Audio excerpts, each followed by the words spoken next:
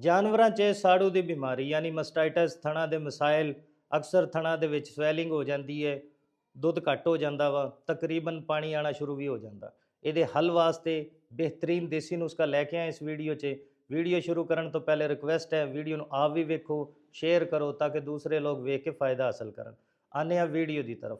ਇਸ ਮੌਸਮ ਦੇ ਵਿੱਚ ਅਕਸਰ ਜਾਨਵਰਾਂ ਨੂੰ ਸਾੜੂ ਦੀ ਸ਼ਿਕਾਇਤ ਹੁੰਦੀ ਹੈ, ਜਿਹਦੇ ਵਿੱਚ ਥਣਾਂ 'ਚ ਫੁੱਟੀਆਂ ਆਉਂਦੀਆਂ ਨੇ, ਦੁੱਧ ਘੱਟ ਹੋ ਜਾਂਦਾ, ਕੁਛ ਤਾਰਾਂ ਰਹਿ ਜਾਂਦੀਆਂ ਜਾਂ ਪਾਣੀ ਆਣਾ ਸ਼ੁਰੂ ਹੋ ਜਾਂਦਾ, ਅਕਸਰ ਥਣ ਬੰਦ ਵੀ ਹੋ ਜਾਂਦੇ, ਜਿਹਦੀ ਵਜ੍ਹਾ ਤੋਂ ਜਾਨਵਰ ਦੀ ਕੀਮਤ ਅੱਧੀ ਰਹਿ ਜਾਂਦੀ ਤੇ ਫਾਰਮਰ ਦਾ ਕਾਫੀ ਬੜਾ ਨੁਕਸਾਨ ਹੈ। ਇਸ ਨੁਕਸਾਨ ਤੋਂ ਬਚਾਉਣ ਵਾਸਤੇ ਅੱਜ ਦਾ ਨੁਸਖਾ ਲੈ ਕੇ ਆਏ। ਇਹ 'ਚ ਜਿਹੜੀ ਸ਼ੈ ਸ਼ਾਮਿਲ ਹੈ, ਪਹਿਲੇ ਨੰਬਰ ਤੇ ਤੁਸੀਂ ਲੈਣੀ ਹੈ ਮਿਸਰੀ 150 ਗ੍ਰਾਮ, ਨਾਲ ਸ਼ਾਮਿਲ ਕਰਨਾ ਹੈ ਥੋਮ ਯਾਨੀ ਲਸਣ 250 ਗ੍ਰਾਮ, ਨਾਲ 7 ਲੀਮੂ ਲੈਣਾ ਤੁਸੀਂ 100 ਗ੍ਰਾਮ, ਸ਼ੀਸ਼ਾ ਨਮਕ ਲੈਣਾ 100 ਗ੍ਰਾਮ, ਨਾਲ ਲੈਣਾ ਨੁਸ਼ਾਦਰ 100 ਗ੍ਰਾਮ। ਕੋਸ਼ਿਸ਼ ਕਰਨੀ ਹੈ ਲਸਣ ਨੂੰ ਚੰਗੀ ਤਰ੍ਹਾਂ ਕੁੱਟ ਕੇ ਬਰੀਕ ਕਰ ਲਓ, ਬਾਕੀ ਤਮਾਮ ਸ਼ੈਵਾਂ ਨੂੰ ਵੀ ਕੁੱਟ ਕੇ ਬਰੀਕ ਕਰ ਲੈਣਾ।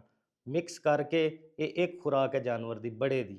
ਅਗਰ ਜਾਨਵਰ ਨਾਰਮਲ ਹੈ ਤੇ ਤੁਸੀਂ ਇਹਦੀ 2 ਖੁਰਾਕਾਂ ਬਣਾ ਕੇ ਵੀ ਜਾਨਵਰ ਨੂੰ ਦੇ ਸਕਦੇ ਹੋ, ਤੇ 3 ਤੋਂ 4 ਖੁਰਾਕਾਂ ਦੇਣੀਆਂ। ਇਨਸ਼ਾਅੱਲਾ ਤੁਸੀਂ ਵੇਖੋਗੇ ਜਾਨਵਰ ਦੇ ਤਮਾਮ ਹਵਾਨੇ ਦੇ ਮਸਾਇਲ ਵੀ ਹੱਲ ਹੋਣਗੇ, ਦੁੱਧ ਵੀ ਅੱਛਾ ਦੇਗਾ, ਫਾਰਮਰ ਨੂੰ ਫਾਇਦਾ ਹਾਸਲ ਹੋਗਾ। ਉਮੀਦ ਕਰਦਾ ਵੀਡੀਓ ਚੰਗੀ ਲੱਗੀ ਹੋਣੀ। ਸ਼ੇਅਰ ਕਰੋ ਤਾਂ ਕਿ ਦੂਸਰੇ ਲੋਕ ਵੇਖ ਕੇ ਫਾਇਦਾ ਹਾਸਲ ਕਰਨ। ਸ਼ੁਕਰੀਆ।